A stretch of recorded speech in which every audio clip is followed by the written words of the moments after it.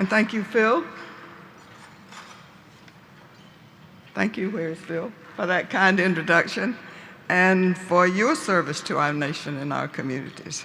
I'm very pleased to be here with you tonight with this audience of so many people who care about those who are with disabilities and special needs. It's something I have worked with for so long, and I'm just excited to be here with you. I'm honored to be asked to be part of this celebration. I've long admired Easter Seals and the wonderful work this organization does on behalf, and I have to say especially of caregivers, because that's what I've been working with on everything that Easter Seals do. And I want to thank all of you who support this wonderful organization. No matter what you do, it's all just giving out of your heart. And I didn't realize until I was asked to do this, as much as I know about Easter Seals and as much as I've worked with them, that Easter Seals has been doing this for over 100 years. I just think that's incredible.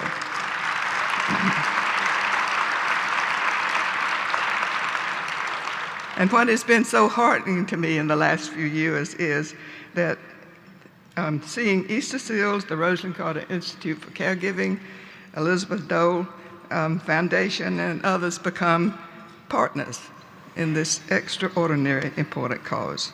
By partnering, we are really creating a greater community. And we must, because the need is so great. All you have to do, and I think most of you who are here tonight have done this, you have seen the need because you're involved and you're helping those who need help.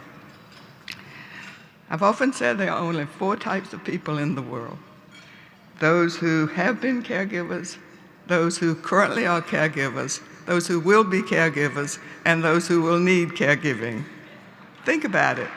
That's everybody. We hear over and over that the population of seniors is growing, the number of children with special needs is growing, the ranks of veterans and wounded warriors are growing, and for every person who needs help, who needs care, there is a caregiver. There must be a caregiver.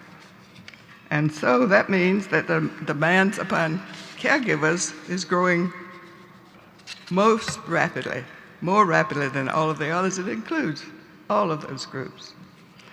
We work hard at the Rosalynn Carter Institute to serve those who are quiet, sometimes invisible people, often suffering silently, but no one organization can do it all. That's why your support of Easter Seals serving DC, Maryland, and Virginia is so vital. And that is why we are recognizing the advocacy of our next honoree. I'll tell you just a little bit about him. He graduated from West Point in 1955, you just heard that, and began his military career as second lieutenant of infantry. He attended flight training and airborne school. He served in Korea before logging more than 1,600 hours of combat fighting flight time in Vietnam. 1,600 hours of combat flight time. As the Army's first chief of Army Aviation, he developed and led a branch that provided stellar service during, and listen to this, Desert Shield, Desert Storm, the Balkans, and Operation Iraqi Freedom. He rose to the rank of Major General before retiring from the Army in 1987. His accomplishments only continued when he transitioned from military to private sector. He took on leadership roles with Dyn Corp, Computer Sciences Corporation, Air Methods Corporation, among others. Well, this would have been enough for me, I think, and probably for most of you who are here tonight, but not for our honoree.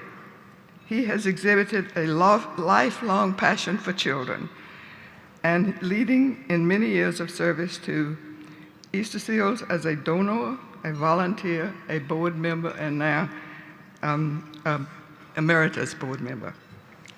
a military leader, a leader in industry, a leader in advocacy for children and for caregivers.